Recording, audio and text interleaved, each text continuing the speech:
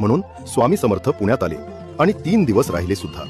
पुण्यातले स्वामी भक्त हरिअण्णा शेटे आपल्या सहपरिवारासह अक्कलकोटला श्री स्वामींच्या दर्शनाला गेले. हरिअण्णा शेटे यांना बघताच स्वामींचा राग अनावर आला. आपल्या पायातल्या चपला फेकून मारत स्वामी म्हणाले, इथून पुढे इथं येत जाऊ नकोस.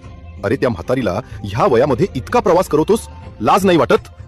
अण्णा म्हणाले, अहो स्वामी, आम्ही अक्कलकोटला निघणार ह्या गोष्टीची भनक लागताच ती बैलगाडीमध्ये जाऊन बसते. यावर स्वामी शांत होत म्हणाले, आता त्याची गरज नाही, आम्हीच येऊ तिकडे पुण्यात.